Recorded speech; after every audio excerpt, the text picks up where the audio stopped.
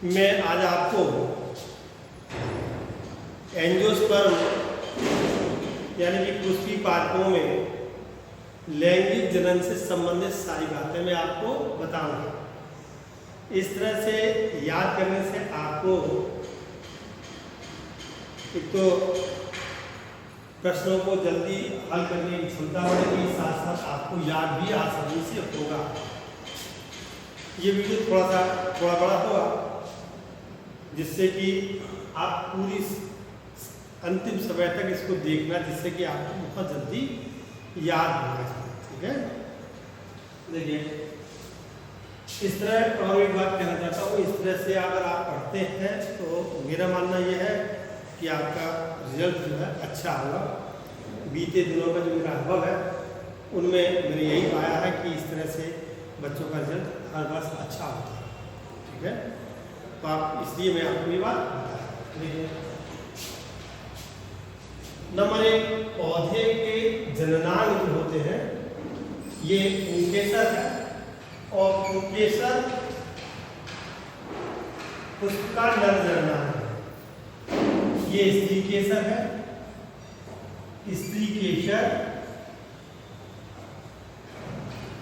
पुष्प का मादा जननांग। समझ गए आप? मादा जननांग, इतनी बात समझ गए। पुष्प जब धारण करता है पुष्प, तो इस अवस्था को, अगर पुष्प कोई भी पौधा पुष्प अपने जीवन में एक बार धारण करता है तो उसे मोनोकार्पिक कहते हैं। कार्पिक। अगर पुष्प जीवन में पौधा कई बार धारण करता है तो इसे हम पॉलीकार्पिक कहते हैं। पॉलीकार्पिक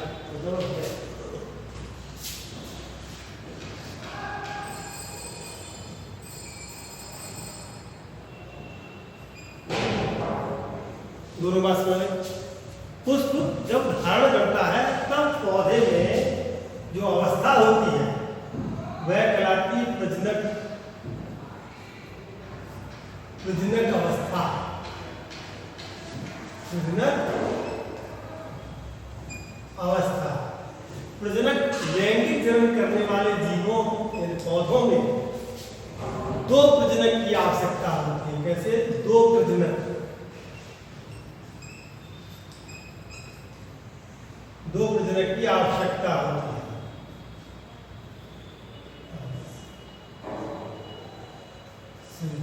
ये दो प्रजनक दिखाई दो प्रजनक। बात तीन बात करें। अगर पुष्प पर एक प्रजनक है, केवल एक पुष्प पर एक प्रजनक है, तो इस प्रकार का पुष्प जो है एक लिंगी कहलाता है। एक लिंगी पुष्प यानी कि यूनिसेक्स में। सही है। अगर पुष्प पर केवल एक लिंग, समझ गया? पुंकेसर और स्त्री केसर। अगर पुष्प पर दोनों लिंग हो तो इसे कहते हैं द्विलिंगी पुष्प। अब आप ध्यान दें, अगर एक पुष्प पर एक ही लिंग है तो अलग अलग पौधों पे अलग अलग लिंग होंगे। ऐसे पुष्प डायोसियस फ्लावर कहलाते हैं। और अगर एक ही पौधे पर दोनों लिंग है तो उन्हें बाइसेक्सुअल फ्लावर कहते हैं, हर्माफ्रोडाइट फ्लावर कहते हैं।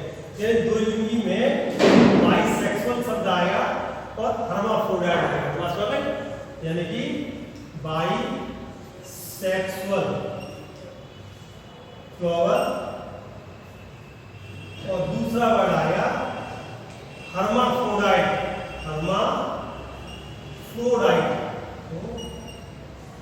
डाइट फ्लावर से। इसी प्रकार से इसमें क्या आएगा? मोनोसियस, सॉरी डायोसियस आएगा। यूनिसेक्सुअल और डायोसियस, यहां लिख दे रहा हूं डायोसियस। तो डायोसियस फ्लावर। अब इन फ्लावर के बाद ये तो मैंने इसकी बात कर दी। अब देखिए पुंकेसर में पुंकेसर के भाग होते हैं फिलामेंट, कनेक्टिव और परागकोश। परागकोश में परागकण बनते हैं। ये अवस्था इसकी प्रजनक अवस्था में क्या हुआ, पुष्प की प्रजनक अवस्था। और पराग ये कहलाता पोलर ग्रेन। समझिए ध्यान से, polar grain grain polar grain के 3 भाग, एक्साइन, इंटाइन, समझ गया, फिर दोबारा समझ लिया, पार। ये एक्साइन, अंदर का इंटाइन, और यहां पर इसमें फरो भरा भाग होता है, फरो, और यहां पर एक छिद्र होता है जिसे कहते हैं जर्मपोर। जर्मपोर परागकण अगर यहां पर पहुंचता है वर्तिकाग्र पर, तो इस क्रिया को पॉलिनेशन कहते हैं। दूसरा वर्ड आ गया पॉलिनेशन। अगर परागकण वर्तिकाग्र पर पहुंचा तो इस गति को कहते हैं रसायन अनुवर्तनी गति, क्योंकि यहां पर एक तरल चिपचिपा पदार्थ पाया जाता है, तो इसको हम कहते हैं रसायन अनुवर्तनी गति। एक गति और रसायन अनुवर्तनी गति है। अब परागकण जब यहां पहुंचता है तो यहां पर एक म्यूसिलेजिनस पदार्थ होता है जिसमें कैल्शियम आयन की अधिकता होती है, जिसको अवशोषित करके परागकण अंकुरित होता है। अब आप ध्यान देखिए, अगर पॉलिनेशन में जब परागकण किसी स्वतः पहुंच गया तो स्वपरागण, किसी माध्यम से पहुंच गया तो परपरागण। माध्यम अगर जंतु है तो जंतु परागण, वायु है तो वायु परागण, जल है तो जल परागण। भाषा क्या हो, जब किसी परागकोश से परागकण उसी पुष्प या उसी जाति के किसी दूसरे पुष्प के वर्तिकाग्र, ठीक है, उसी जाति के उसी पुष्प या उसी जाति के दूसरे पुष्प के वर्तिकाग्र पर स्वतः पहुंचने की क्रिया स्वपरागण, किसी माध्यम से पहुंचने की क्रिया परपरागण। जल है तो जल माध्यम, कीट है तो कीट माध्यम। अगर वर्तिकाग्र पर एक ही पुष्प बाइसेक्सुअल फ्लावर है और उसका परागकण उसी पुष्प के वर्तिकाग्र पर परा चला गया, जैसे ये है और ये इसका वर्तिकाग्र है, तो ये कैसा मोनोसियस फ्लावर है और यही पर पहुंच गया तो एलोगैमेट। और अगर इसी शाखा पर दूसरा पुष्प लगा हुआ है, इसमें चला गया तो गाइनेटोगैमेट। अगर दूसरे पेड़ के पुष्प के वर्तिकाग्र पर पहुंच गया तो जीनोगैमेट। तो ये एक प्रकार का पोलिनेशन की इसी बात से आप समझेंगे, समझे। अब जब ये परागकण यहाँ पहुंच गया तो इस परागकण में नंबर 1 देखिए, ये अंकुरित होगा, यहां से अंकुरित होता है, ये इसकी जर्म ट्यूब में। फरो वाले भाग कमजोर है क्योंकि कैल्शियम आयन और जल का अवशोषण किया गया इससे फरो वाले भाग से एक ट्यूब। तो इसके अंदर माइटोसिस क्रिया हुई और एक केंद्रक और बढ़ गया, और फिर एक क्रिया और मियोसिस क्रिया हो गई, तो 2 केंद्रक बन गए इसमें। एक कहलाता है, ये देखिए आगे वाला जेनरेटिव न्यूक्लियाई कहलाता है, जेनरेटिव न्यूक्लियाई, और ये कहलाता है वेजिटेटिव न्यूक्लियाई।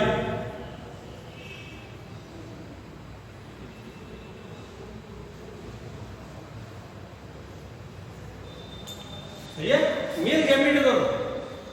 और ये यहां पर डिप्लॉयड था, 2n नंबर था, ये 2n नंबर था, ये हैप्लॉइड हो गया, n नंबर हो गया। n नंबर को हम हैप्लॉइड कहते हैं, हैप्लॉइड। ये क्या हो, ये गैमीट हो गया। गैमीट जिस क्रिया में बनता है उसे कहते हैं गैमीटोजेनेसिस क्रिया। क्या कहते हैं, गैमीटोजेनेसिस। गैमीटोजेनेसिस जिस क्रिया में गैमीट का फॉर्मेशन होता है उस क्रिया को गैमीटोजेनेसिस कहते हैं। अगर ये गैमीटोजेनेसिस क्रिया किसी जंतु के अंदर होती है, जैसे मेमेलिया वर्ग के जंतु के अंदर होती है, तो इसमें मेल के अंदर इसको कहते हैं स्पर्मेटोजेनेसिस, इस क्रिया के फलस्वरूप स्पर्म का निर्माण होता है, और जबकि फीमेल के अंदर इसको हम कहते हैं oogenesis। और दोनों क्रियाएं मिलकर के बनाती है गैमेटोजेनेसिस, यानी कि गैमेटोजेनेसिस बराबर स्पर्मेटोजेनेसिस, स्पर्मेटोजेनेसिस, और दूसरा कहलाती है oogenesis। अब यही क्रिया इसके अंदर होती है, ये फीमेल रिप्रोडक्टिव पार्ट है। तो देखो इसके अंदर ये एग सेल है, स्टाइल है, ये स्टिग्मा है, ये ओवरी है। ओवरी में ये क्रिया हुई,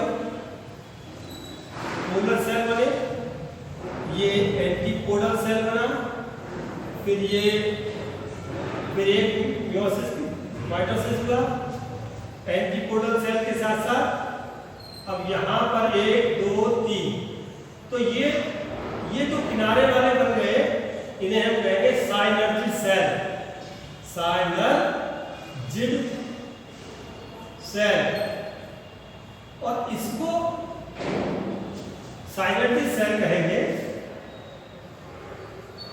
और ये बीच वाला कहलाएगा एंटीपोडल सेल, एंटीपोडल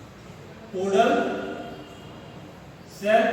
ये वाला जो कहलाएगा ये पोलर न्यूक्लियाई कहलाएगा, पोलर न्यूक्लियाई। अब पोलर न्यूक्लियाई के बाद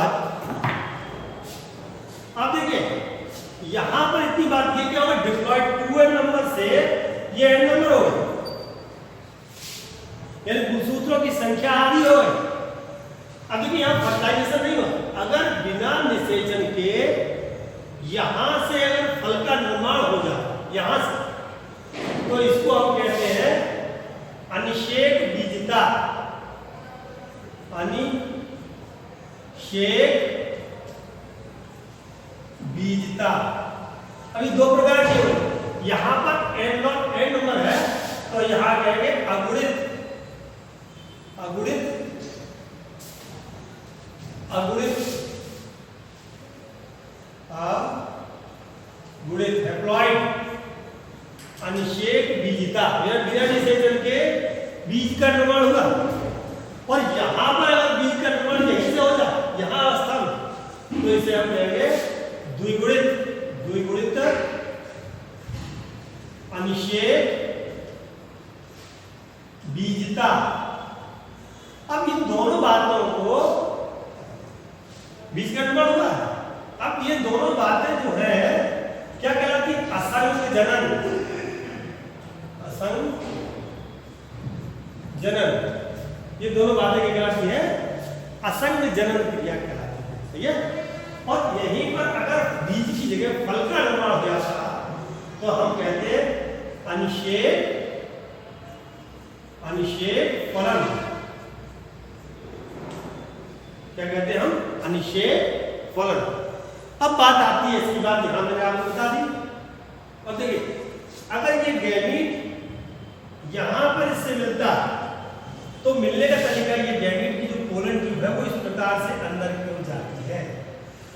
अगर ये जो ओव्यूल है इसका यहां से अगर ये ट्यूब नीचे से लगी हुई है तो इस क्रिया को चला जो गेमी कहते हैं, चला जो गेमी। चला जो गेमी क्यों कहा, जब ये पोलर ट्यूब यहां चलाने वाले भाग से ये पोलर ट्यूब अटैच है तो परागकण जो मेल गैमीट है वो यहां से होकर कैसे जाएगा, फ्यूज करेगा। दूसरा मीजोगैमी, अगर इस प्रकार अगर ये होता इस प्रकार तो इसे कहते हैं मीजोगैमी। अगर ये इस प्रकार का होता एपोगैमी।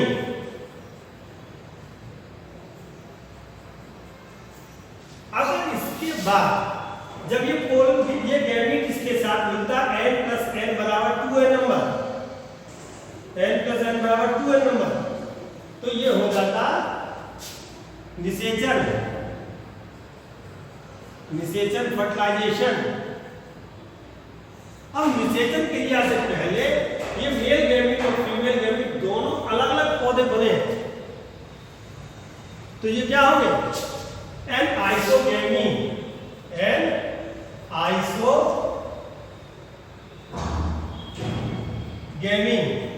या उगेमी, उगेमी। अगर एक ही पौधे पर द्विलिंगी पुष्प है तो एक ही पौधे पर दो बनेंगे तो आइसोगेमी, एन आइसोगेमी हो गया। An isogamy. और अगर अलग अलग पौधे के पुष्प तो उगेमी, कौन गैमी की बात हो रही है। फिर ये गैमी जब आपस में मिलेंगे तो सिनगैमी, जब आपस में मिलेंगे तो पास आएंगे सिनगैमी, फिर प्लाज्मोगैमी, प्लाज्मोगैमी और कैरियोगैमी। जब जीवदर इनका केंद्रक मिलेगा और कैरियोगैमी के बाद जाइगोट बनेगा, जाइगोट। अब जब ये जाइगोट बन गया, ये है पॉइंट याद रखिए, आप इतने वर्ड आपको याद करें। अगर ये जाइगोट बन गया और इसके अंदर ये वेजिटेटिव न्यूक्लियाई आकर के फिर इससे मिल गया तो इस क्रिया को कहते हैं डबल फर्टिलाइजेशन। क्या कहेंगे? दोहरा निषेचन, DOU फर्टिलाइजेशन। अब इसके अंदर गैमेट कितने होगा? 3। तो इसको हम क्या कहेंगे? इसको पॉलीप्लॉइडी, सॉरी बहुगुणता, बहुगुणता। इसमें गैमेट 3 मिल गए, बहुगुणता कहेंगे इस वर्ड।